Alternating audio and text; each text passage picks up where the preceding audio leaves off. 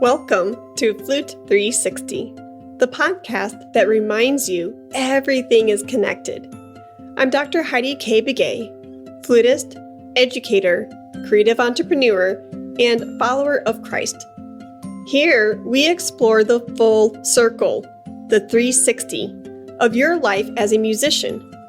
Because who you are as a person shapes who you are as an artist. And the lessons you learn outside the practice room are just as vital as the hours with your flute in hand. From health and spiritual growth to artistry and career fulfillment, this space is where it all intersects. Come as you are. There's a seat for you at the Flute 360 table. Today's episode is episode 339, and it's titled, How to Attract More Flute Students This School Year Without Spinning Your Wheels.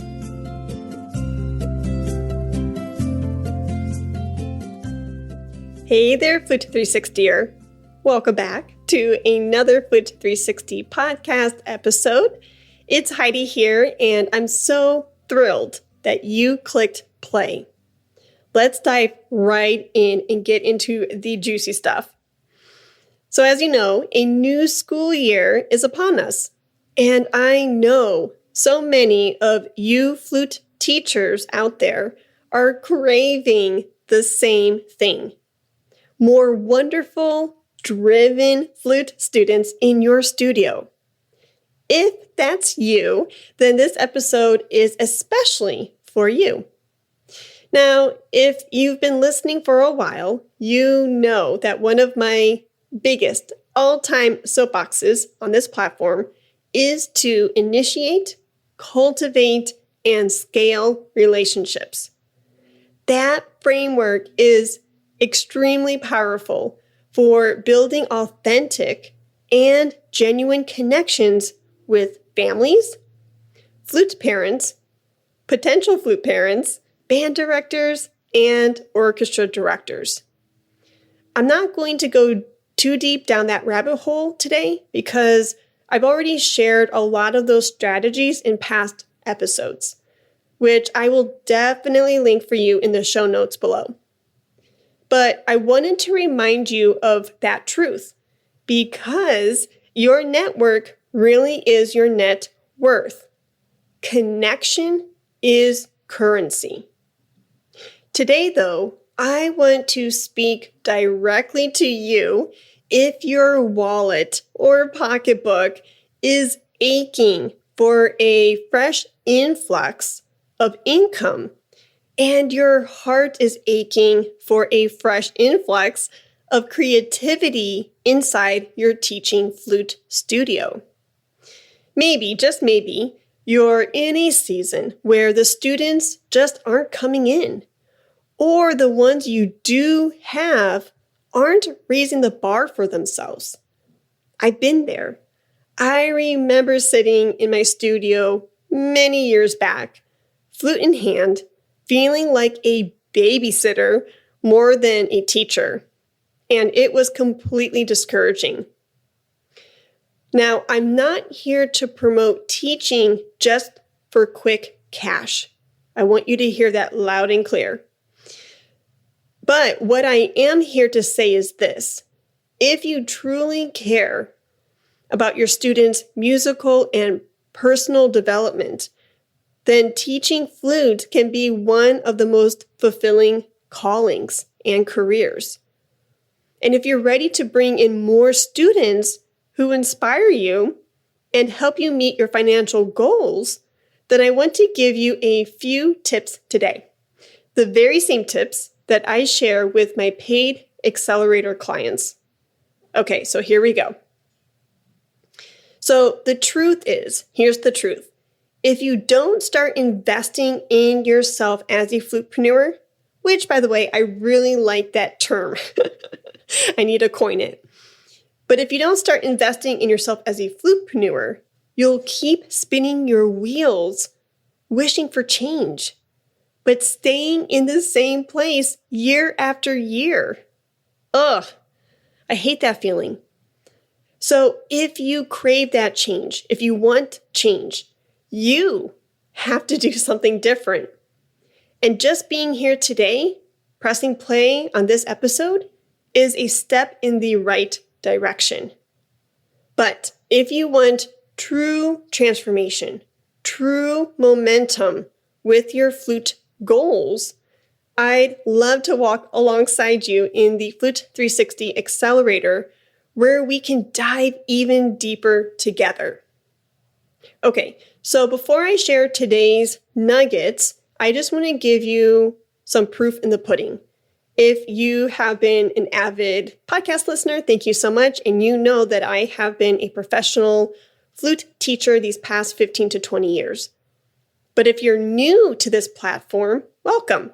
And I just want to give you a little peace of mind that you are in the right place. So throughout my professional years of being a flute instructor, flute performer, flutepreneur for the past 20 years, I've learned a thing or two. I've made a lot of mistakes, and I've also seen a lot of wins as well. Specifically, when it comes to studio recruitment and retention, I've built studios of 40 to 60 students in the Fort Worth area from 2009 to 2015. I also taught while working on my doctorate, and I've helped clients across the globe grow their studios both in the States and abroad to the point of having wait lists. Isn't that so exciting? So I just wanted to give you that proof in the pudding. And it's why I'm so passionate about sharing these tips with you today. Okay, so let's get into the nitty-gritty of talking about building out your studio. There are two big pillars I want you to consider. Now, we're going to dive into these two pillars, but I just want to say, my disclaimer is, start with these two, gain momentum. But as you get into the weeds of it, you may realize and unlock and uncover that there are more layers to this process. So I say that because I don't want you to think it's one and done. Take these two and you're done. No. It's just a start to get you going. But just know that these strategies do take time.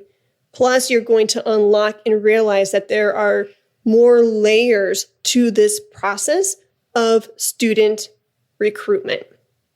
Okay, so the first pillar is branding. Who are you as a teacher? What do you stand for? And what students do you specifically want to attract? Those are some questions that I really want you to answer. So for example, if you say, I teach everyone, all ages, all abilities, everyone and anything under the sun, that's fine for starting out, but it's not targeted. And I want you to get really specific. When people don't feel like you're speaking directly to them, they're less likely to commit. Think about it. The way I talk to a 6-year-old flute beginner is completely different than how I talk to a 40-year-old hobbyist or a post-DMA graduate student. If you're trying to talk to all of them at once, you risk connecting with none of them. And that's kind of scary, right? Like you definitely want to make that connection. So if your stroke is too broad, you risk connecting with nobody. Here's a quick exercise that I want to offer you today. Write down who you are as an instructor, your teaching values or philosophies, and your mission for your studio. Then what I want you to do is I want you to create an avatar for your dream flute student. Now, I want you to have a lot of fun with this activity. Give them a name. What are their hobbies, interests, and goals? The clearer you are, the more focused your marketing will be. And pretty please do not feel pressured by your peers, family members, or past or current mentors for that matter. And what I am trying to say is, if your heart is called to high schoolers, please own that. If you're called to little kinder flutists, please embrace that. Because everybody's going to have a different passion, calling, niche within the flute education world. I love little ones, but my heart is really drawn to collegiate, post-collegiate, graduate, postgraduate students and professionals, because that's where God has me. That's what He's called me to do. And here I am, talking about your professional playing and your professional careers and elevating you and your skill sets to the forefront so you can have your own transformations. Don't feel obligated to teach a certain demographic if your heart and if your God-given calling doesn't align with where you think you should be, but really fall into the pocket of where you want to be per your calling. So I want you to embrace that specific niche that you are called to do and to complete.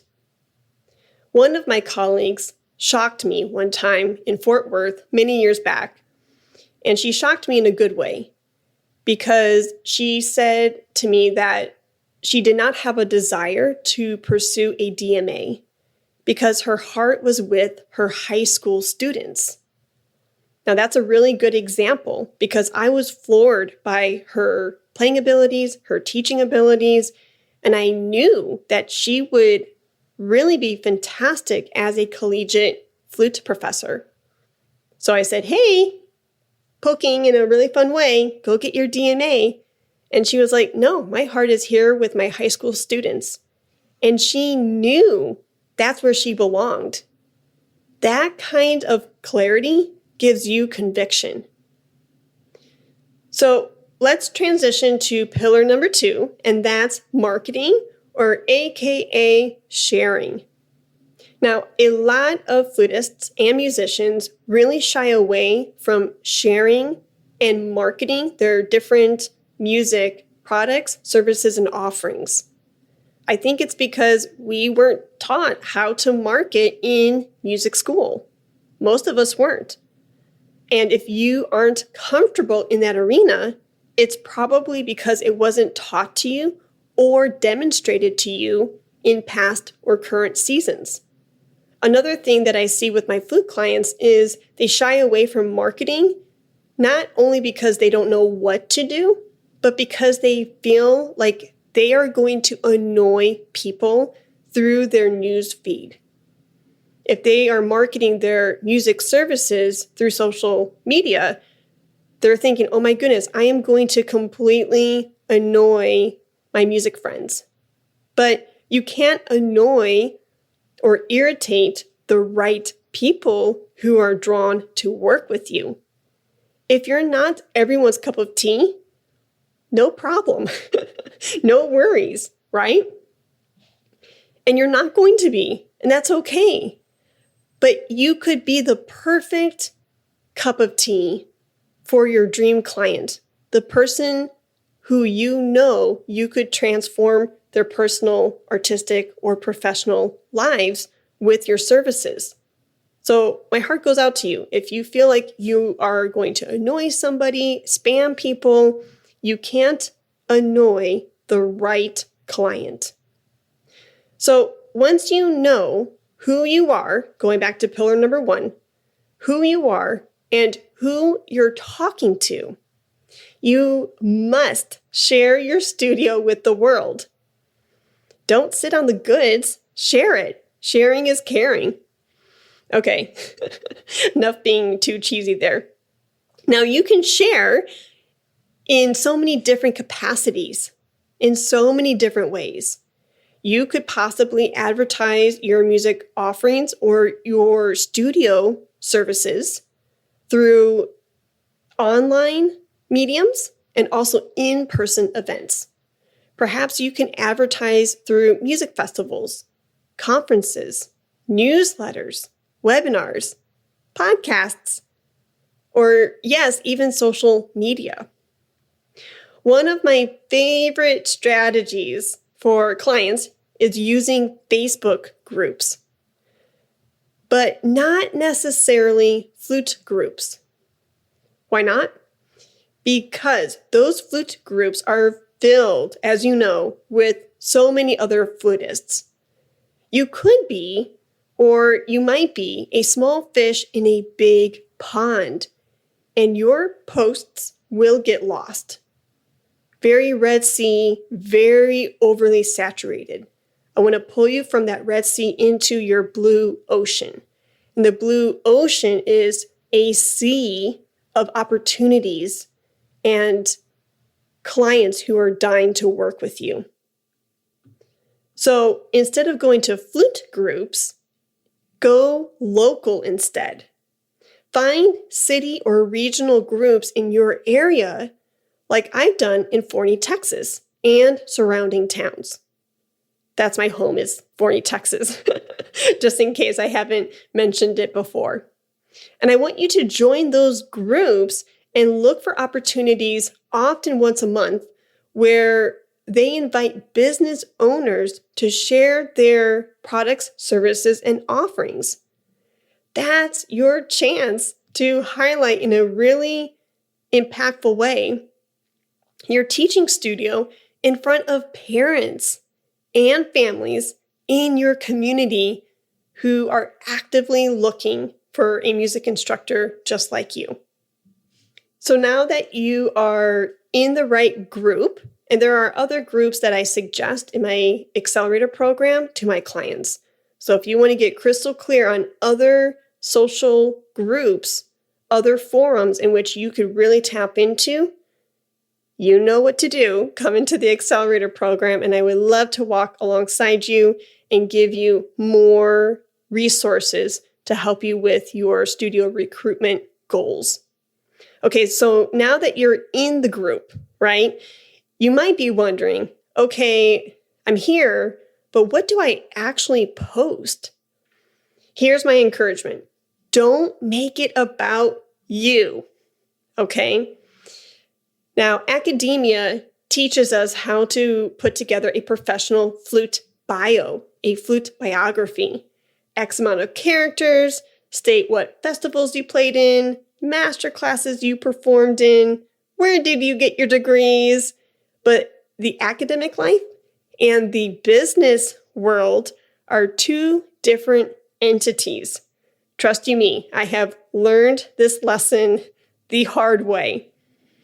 How you present yourself in academia is completely different than how you present yourself to the world and to your potential clients who are looking to tap into and purchase your offerings. Okay, so full circle, what do I post? Here's my encouragement. Don't make it about you. Yes, I know you have extraordinary credentials, but parents don't really care that you studied in France or that you've been teaching for 10 plus years. What is at the heart of what parents are looking and craving for? They want to know how you'll transform their musician's, their child's life. Share student wins, share student testimonials, and little stories that highlight the growth your flute students experience in your music studio. That's what grabs attention and builds trust. You're going to show them the proof in your pudding. Kind of like how I did earlier with you. I laid it out saying, hey, you can trust this information. I have walked these steps. Take it from me along my 20 years of a studio teacher building out her own studio. I have achieved and I have recruited 60 students into my studio from 2009 to 2015. That's proof in the pudding. That's me showcasing to you how I have been able to achieve X transformation within the music world. Because I want you to be able to ease in and rely and trust the source in which this information is being shared from me to you. So the parents, they want to know how you're going to transform their child's musical life. Okay, so as we are wrapping up this episode, here's where these two pillars that I mentioned earlier tie together beautifully. If you know your dream student avatar from Pillar 1, then you'll know exactly what to write in those posts for Pillar 2. You'll speak directly to their goals, their pain points, hurdles, challenges, and their hopes and dreams. And when you do that consistently, you'll start attracting the right music students who are eager to work with you. If these tips have been helpful, I'd love to celebrate your wins. Email me, please, at heidi@flute360.com and tell me what traction you're getting from applying these strategies within your flute world. And if you are wanting more traction to recruit even more students for your studio, definitely come into the Accelerator program. I offer my clients a signature framework to help their studios thrive. And it's called the Flute 360 Studio Recruitment Roadmap. Once you're inside the Accelerator program, you'll have access to this system. Last but not least, I want to personally invite you into our next live Accelerator session, which is a flute masterclass and mastermind. And it is going down on Saturday, September 27th, 2025, from 11 a.m. to 1 p.m. Central Time. Now, you should note that we only meet live once every 30 days. Okay? And the value is in the community. Remember what I said earlier? Connection is currency. Don't tell yourself you can't afford the $37. The truth is, you can't afford not to invest in yourself. Your connection is currency, and the Accelerator is where you'll find the accountability, inspiration, motivation, tools, and support you need to finally move forward with your playing and your career. All you have to do is click the link in the show notes below and join us now. And before we close, I want to do something extra special. And this segment is a special friendly shout out to my music friends who have supported Flute 360 this past month. I don't normally get to do this, but it brings me so much joy. And here we go for shout outs for our flute friends in the Flute 360 community. Huge thanks to Dr. Daniel Gallagher, Carol Overturf, Peg Luke, Erica Sky Andreas, and Tatiana Daly. They were kind enough to leave ratings and reviews for the Flute 360 podcast on Spotify, Apple, iHeartRadio, and or Amazon Music podcast apps. To celebrate them, I've linked their flute or music websites in the show notes below so you can check out their incredible work from compositions, recordings, books, YouTube channels, and more. Please go support your fellow flute friends. Thank you so much for listening, and until next time. Let's talk about flute.